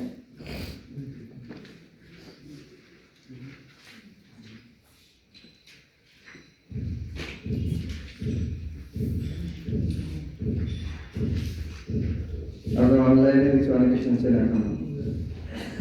ধন্যবাদ আপনাদের। তো বৈদিকের কি শিক্ষা দেয় এই বিষয়ে চৈতন্য সুন্দর একটা কাহিনী বলছে। কে বলছেন? চৈতন্য মহাপ্রভু সনাতন গোস্বামী বলছেন। সনাতন গোস্বামী বলছেন, হ্যাঁ, যে এক গরিব লোক ছিল, গল্পটা ভালো করে শুনুন। এক গরিব লোক ছিল, তার বাড়িতে একজন সর্বজ্ঞ জ্যোতিষী আসে, এসে বলল, তুমি ভিক্ষা করে খাও, তুমি গরিব না, তোমার বাবা অনেক বড়, তোমার বাবা ধন ছেড়ে গেছেন, তোমাকে বলতে পারিনি, এই মাটির নিচে তোমার বাবার ধন আছে। তো কি কি উনি সর্ব কি দিলেন, সন্ধান কি দিলেন? মাটির নিচে ধন আছে। তারপর কি বলছে, এই ধনটা কার? তোমার বাবার। তার মানে তোমার সম্পদের সন্ধান দিলেন, সম্বন্ধ জানিয়ে দিলেন, তোমারই এখানে ধন আছে, তোমার বাবার সম্পত্তি, তোমার সম্পত্তি। তারপর তুমি কি বললেন, কি করে পাবো সে পন্থাও দিলেন। তো প্রথম যে সন্ধানটা দিলেন সম্বন্ধ, যে তোমার সম্পদ, তোমার বাবার সম্পদ, তোমার সম্বন্ধ। পয়েন্টটা দিলেন কিভাবে পাবো, বিধি হবে ভক্তির মাধ্যমে। তার প্রয়োজন কি? ধন নিয়ে কি করবো? আর ভিক্ষে করতে হবে না, অন্যকে ভিক্ষে দেবে। প্রয়োজনটা কি? গরিব। সেরকম এই যে আমাদের এই ভৌতিক জগতে আমরা দুঃখ কষ্ট পাচ্ছি, কার সঙ্গে তুলনা করা হচ্ছে? গরিব ভিখারি। আমাদের বাবাকে কৃষ্ণ সম্পদ, সারা জগতের মালিক কৃষ্ণ। আর তোমার বাবা, আরে তোমার বাবা, তোমার বাবার সম্পত্তি, গীতে তোমার বাবার লেখা তোমার সম্পত্তি, সম্বন্ধ জানিয়ে দিল। তারপর কি দিল, কি করে পাওয়া যায়। তা এই কথাগুলো কে জানাচ্ছে? কৃষ্ণ ভগবান। ও তোমার বাবা, তাকে ভক্তির মাধ্যমে পাওয়া যাবে। সম্বন্ধ দিল কৃষ্ণ তোমার বাবা, তুমি তার সন্তান, তুমি তাকে ভক্তির মাধ্যমে পাবে, এবং তাকে পেলে তোমার আর অভাব থাকে। এই কথাটা কে দেবে? কে জানে? এই শাস্ত্র। তো তাহলে শাস্ত্র কি সন্ধান দিচ্ছে? ভগবানের সন্ধান দিচ্ছে। তাই প্রভুর এখন ব্যাখ্যা করছেন, সেই সন্ধান দিচ্ছেন সনাতন ধাম, ভগবত ধাম কি। একবার ব্যাখ্যা করুন সনাতন ধাম। সনাতন ধামটা কি? এই পরম গন্তব্যস্থলে সনাতন, সেই নিত্য শাশ্বত অপ্রাকৃত জগতের চন্দ্রের প্রকৃত হবে। আমরা এক জায়গা থেকে আসছি, সেই জায়গাটা সনাতন ধাম। এরপরে প্রভাত সুন্দর ব্যাখ্যা করছেন সনাতন ধাম। সনাতন শব্দের অর্থ সেটা আপনার ভিতরে পড়বেন। দুই ব্যাপার, ভগবান এবং তার দিব্য ধাম উভয় সনাতন। কোথায় বললেন, কোথায় যাব? সনাতন ধাম। তারপরে কি বলছেন, ওখানে ভগবান সনাতন, আর তারপর বলছেন জীব সনাতন। ভগবান ধাম সনাতন, ভগবান সনাতন, আমরা জীব সনাতন। আমরা কোথায় আসছি? একই দুনিয়া নাকি অসনাতন। তো অসনাতন জায়গায় জীব আছে, তাহলে জীবের কর্তব্য কি? সনাতন ধামে ফিরে যাও। সনাতন ধামে, সনাতন ভগবানের কাছে যে সনাতন সেবা করতে হবে, সেটা না সনাতন ধাম। এটা বোঝানোর জন্য প্রবাদ খুব সুন্দর, এটাকে খুব ভালো করে পড়বেন এই অংশটা। আমি এটা পড়বো না, আপনাদের উপরে ছেড়ে দিলাম। এই পরের লাইন আনেন।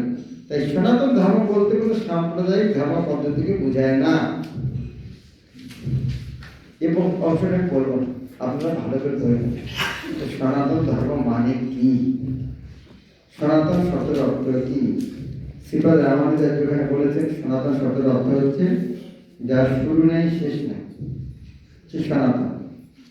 সনাতন শব্দটা কি সেটা ব্যাখ্যা করতে প্রকার দুটো শব্দ পাওয়া, একটা হচ্ছে সনাতন আর একটা হচ্ছে ধর্ম। সনাতন শব্দের অর্থ কি এবং ধর্ম শব্দের অর্থ। সনাতন ধর্মের অর্থ কি এটা পরিণত। আর যারা সনাতন ধর্ম না সেগুলোর নাম হচ্ছে অসনাতন ধর্ম।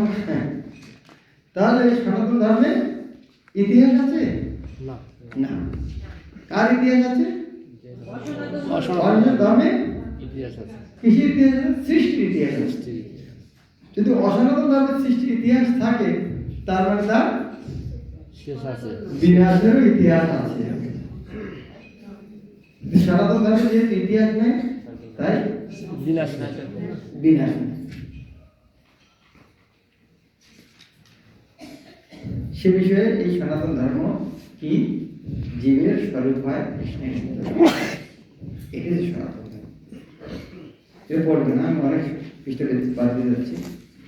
তারপরে বলছে যে হিন্দু, মুসলমান, খ্রিস্টান, বৌদ্ধ ইত্যাদি ধর্ম নয়, এর বিশ্বাস।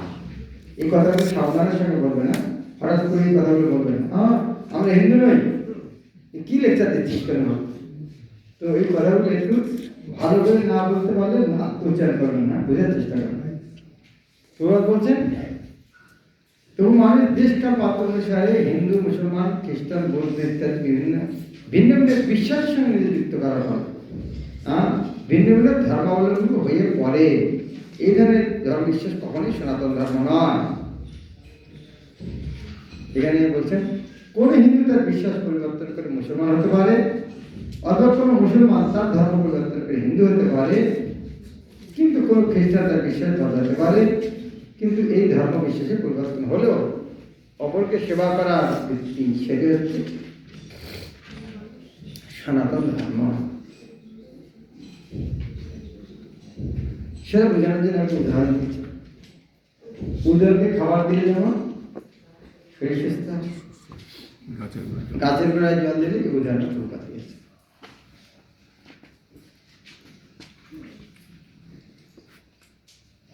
সনাতন ধর্ম অর্থাৎ ভগবান সেবা। প্রসঙ্গ করে প্রবাদ এসেছে, বলছেন দেব দেবী সেবা করা কিন্তু সনাতন ধর্ম নয়। সে বিষয়ে এটাই বলছেন কামস্তে এটা জ্ঞান, যাদের কামনা বাসনা দ্বারা জ্ঞান লোভ হয়েছে তারাই শুরু হয়ে যাচ্ছে।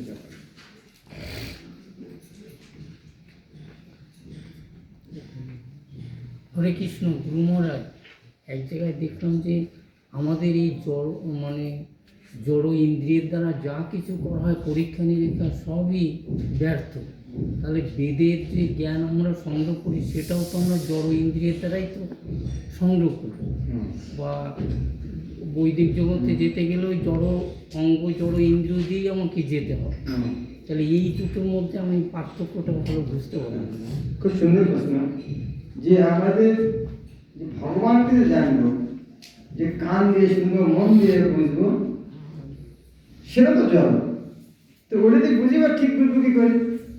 হ্যাঁ, সেটা তো ঠিক নেই। হ্যাঁ, এই ভিত্তিতে কোনো উদাহরণ দিচ্ছে। একটা ছোট বাচ্চা তার বাবা যে কথাটা বলেছে সে কথা পূর্ণ বিশ্বাস করে, তো জ্ঞানী হবে। আমাদের একটা ছোট বাচ্চা ওই যে সূর্য পূর্ব দিকে ওঠে, বড় জ্ঞানী বলবে কি হ্যাঁ কেন সে বাবার কথা বিশ্বাস করেছে, এমনও রিসার্চ করেছে।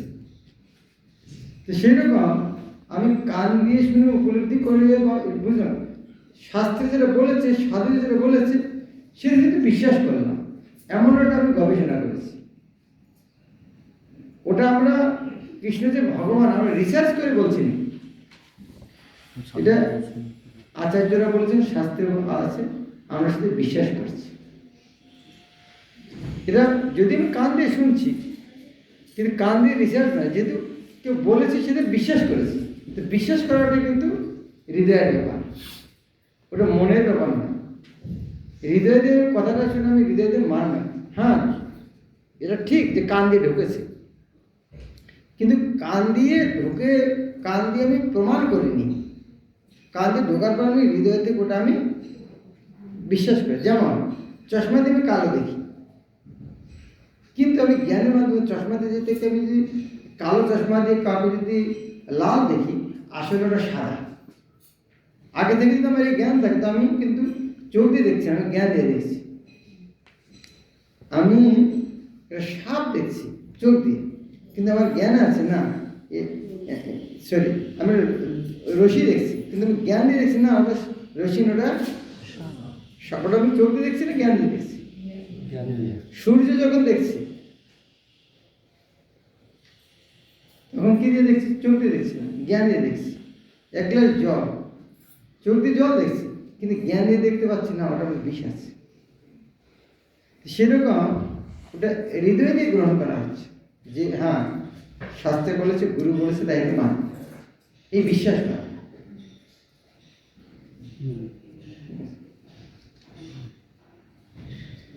এখন কি নিয়ে আলোচনা হচ্ছে? সনাতন ধর্ম ফিরে যাওয়া। সনাতন ধর্ম ফিরে যাওয়া, সনাতন ধর্ম ফিরে যাওয়া সম্বন্ধে অনেক প্রশ্ন এসেছে। সনাতন ধর্ম কি? তারপরে ওই পয়েন্টটা আসে যে সনাতন ধর্মটা কি আসবে। তারপরে বর্ণনা আছে সনাতন ধর্মের। দেখুন, ভগবদ্গীতার ৫ম ষষ্ঠ শ্লোকে শ্রীকৃষ্ণ আল্লাহ ভগবত ধর্ম বর্ণনা করেন। ঠিক আছে? কত পৃষ্ঠা? 25 পৃষ্ঠা ভগবত ধর্মের। সে ভগবত ধামকে কেউ আলোকিত করতে পারে না।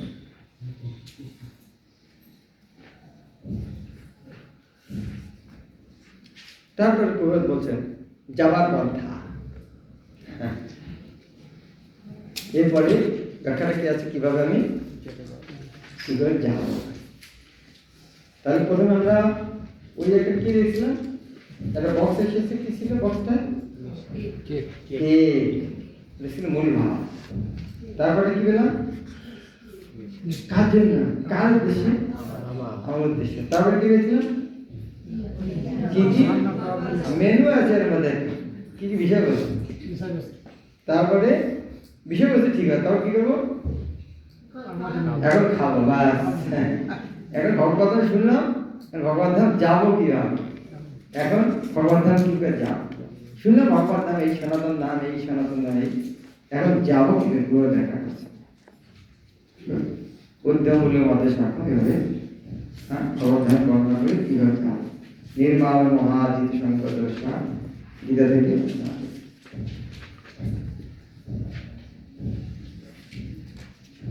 এবং সবচেয়ে ভালো কথা হচ্ছে, তুমি জানি কি করতে হবে? অন্তকালে চ মানব, এইভাবে যে অন্তকালে এইভাবে শরীর ত্যাগ করে যাবে, সে আমার।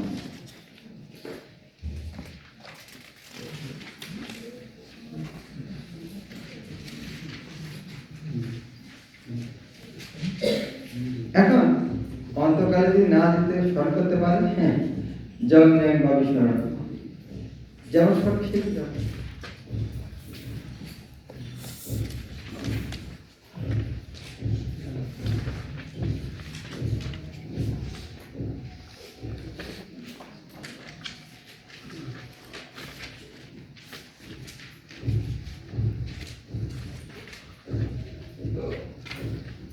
তো এখানে আলোচনা করে শেষে প্রকার এখন কি বর্ণনা করছেন, কি করে যাওয়ার জন্য বলছেন অন্তকালে ভগবানকে স্মরণ করতে। তো যদি অন্তকালে স্মরণ না হয়, যেরকম স্মরণ হয় সেখানে যাবে। তা কি করবো? তসমাৎ সর্বেষু কালেষু মাম। তখন একটা স্বাভাবিক প্রশ্ন আসতে পারে, এটি কি আসলে সম্ভব? সবসময় ভগবান চিন্তা করা সম্ভব? হ্যাঁ, সবসময় ভগবান চিন্তা করা সম্ভব? তো এখানে দেখবেন এটি কি করে সম্ভব? ওখানে লাইন আন্ডারলাইন, কি করে সম্ভব? একটু দূরে আছে, দেখুন এটা কি করে সম্ভব? কয়েকটা পেজ পরে আছে।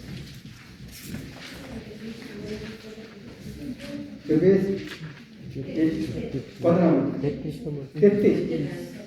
নম্বর। এটি কি করে সম্ভব? কেউ বলবেন, জোরে বলবেন তো, একজন যার গলাটা পর্যন্ত সমাজের বুদ্ধিমান সম্প্রদায়ের মানুষেরা এক ধরনের কাজ করছে। না না এটি কি করেছেন? ওই প্রসঙ্গে উদাহরণ উদাহরণস্বরূপ আচার্যবর্গ নিম্নলিখিত দৃষ্টান্তটি দিয়েছে। কোনো বিবাহিতা স্ত্রীলোক যখন পরপুরুষের আসক্ত হয় কিংবা কোনো পুরুষ পরস্ত্রীতে আসক্ত হয় তখন সেই আসক্তি অত্যন্ত প্রবল হয়। এই ধরনের আসক্ত মানুষেরা সারাক্ষণ প্রেমাস্পদের কথা চিন্তা করে। এই ধরনের স্ত্রীলোক গৃহকর্মে ব্যস্ত থাকার সময়েও প্রেমিকের সঙ্গে মিলিত হওয়ার আশায় আকুল হয়ে থাকে। প্রকৃতপক্ষে সে তখন অতি সতর্কতার সঙ্গে তার গৃহকর্মাদি সম্পাদন করে, যাতে তার স্বামী তাকে তার আসক্তির জন্য কোনো রকম সন্দেহ না করে। ঠিক তেমনি আমাদের সর্বক্ষণ পরম প্রেমিক ভগবান শ্রীকৃষ্ণের ভাবনায় মগ্ন থাকতে হবে এবং একই সময়ে সুষ্ঠুভাবে আমাদের সমস্ত জাগতিক কর্তব্য কর্মসমূহ সম্পাদন করতে হবে। এই জন্য ভগবানের প্রতি গভীর অনুরাগের একান্ত প্রয়োজন। ভগবানের প্রতি গভীর ভালোবাসা থাকলেই মানুষ জাগতিক কর্তব্যগুলি সম্পাদন করার সময়েও তাকে বিস্মৃত হয় না। তাই আমাদের ভগবানের প্রতি এই গভীর ভালোবাসা অন্তরে জাগিয়ে তোলার জন্য চেষ্টা করতে হবে। অর্জুন যেমন সবসময় ভগবানের কথা চিন্তা করেন। অর্জুন ছিলেন ভগবানের নিত্য সঙ্গী এবং তিনি ছিলেন যোদ্ধা। শ্রীকৃষ্ণ তাকে যুদ্ধ করা থেকে বিরত হতে এবং বনে গিয়ে ধ্যান করতে উপদেশ দেননি।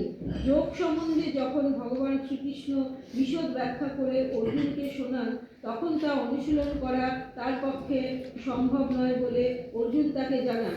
Very good. তো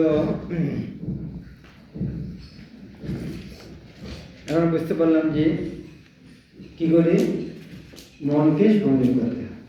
সারা কিসের চিন্তা করে পূর্ব উদাহরণ দিলেন স্থির বসে আসেন, কিন্তু প্রভাত এখানে বললেন না অর্জুন বলছে এটা সম্ভব নয়। তারপরেও কৃষ্ণ কিভাবে উত্তর দিলেন, হ্যাঁ না কঠিন ঠিকই, কিন্তু অভ্যাস করে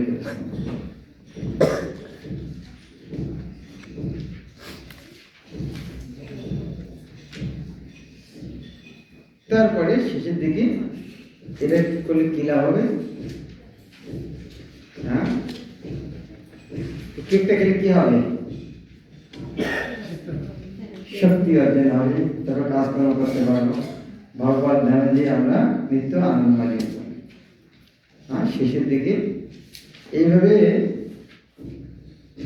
এখানে ভগবান বলেছেন যে এমনকি বৈশ্য পতিত স্ত্রীলোক শূদ্র কিংবা নিম্নস্তর মানুষেরাও কিং পূর্ণকামনা ঐশ্বর্যকে পায়, মানে পরম গতি লাভ করতে ভগবানের কৃপা লাভ করলে করতে হলে উচ্চ মানের বুদ্ধি সম্পন্ন হতে হবে, এমন কোনো কথা নেই। আসল কথা হচ্ছে যদি কেউ ভক্তিযোগের দ্বারা ভগবান সেবায় ব্রতী হন এবং ভগবানকে জীবনে পরমাশ্রম মনে করেন তবে তিনি অপ্রাকৃত জগতে উন্নীত হয়ে ভগবানের সান্নিধ্য লাভ করতে সক্ষম হবেন। যদি ভগবদ্গীতার উপদেশ বাণীকে সর্বাত্মকরণে গ্রহণ করে তার অনুশীলন করেন তবে তিনি তার জীবনকে সর্বাঙ্গ সুন্দর করে তুলতে পারেন এবং এই জড়ার সান্নিধ্যে আসার ফলে যে সমস্ত জাগতিক সমস্যার দূর হয় তার সম্পূর্ণ সমাধান করতে পারেন। এটি হচ্ছে ভগবদ্গীতার মূল কথা। শেষ। এরপরে প্রভুপাদ দিয়েছেন উপসংহার। উপসংহারে গীতা মাহাত্ম্য বর্ণনা করা আছে, তো আমি এটা আন্ডারলাইন করি, দেখে নেব উপসংহারে কি আছে, পড়ে নেবেন। উপসংহারে গীতা মাহাত্ম্য। হরে কৃষ্ণ।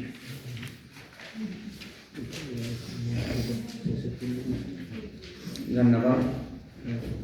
যারা অনলাইনে আছেন তারা চৈতন্য নিয়ে বলবেন বিকাল 4টার সময়। ওটা মানসিকভাবে উপস্থিত থাকবেন, 3.5 ঘন্টার ক্লাস। হ্যাঁ 4টে থেকে 7:30। হরে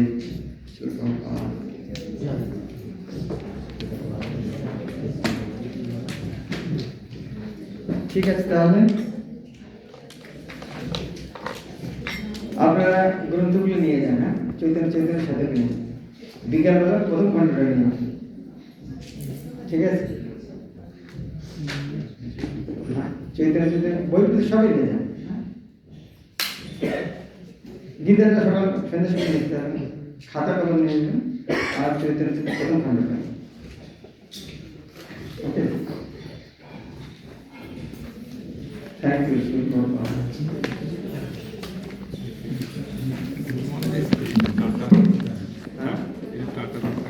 হ্যাঁ, প্রশ্ন হচ্ছে টাকা। টাকা হচ্ছে গীতা ডায়েরি সহ ওখানে হচ্ছে 500, আর চৈতন্য চরিত্র হচ্ছে ওটা সহ আড়াই। মোটা 3000 না হয় আড়াই। মহারাজ আমরা দুজন আছে, আমাদের বাড়িতে একটা জমির মতো আছে, দুজনের মধ্যে একটা মিলে হবে না, বিক্রি করবেন। 3000 টাকা তো মিলে একটা নেব। কেননা আমরা যদি বিক্রি না করে করবে কে? আপনি তাহলে 5টা নিতেন বিক্রি করার জন্য, একটা পড়ার জন্য নেন, বিক্রি করার জন্য 5টা নিয়ে যান প্রচার করার জন্য। প্রচার করার জন্য। এই যে গ্রন্থগুলো পড়বে, কেমন লাগছে গীতাটা শুনে? খুব ভালো লাগছে। উপকার হয়েছে? হরি বল। এই গীতা সবাইকে এরকম পড়ানো উচিত না? বিক্রি করাতে হবে না? তো সেরকম চৈতন্য তো আমাদের বৃষ্টির মতো বিতরণ করতে হবে। আজ গ্রন্থ বিধান প্রভুপাত কত খুশি হবে, কিন্তু আমি পুস্তক লিখেছি, বিক্রি বিতরণ করছি। এখানে আপনারা 80 জন রেজিস্ট্রি করেছেন।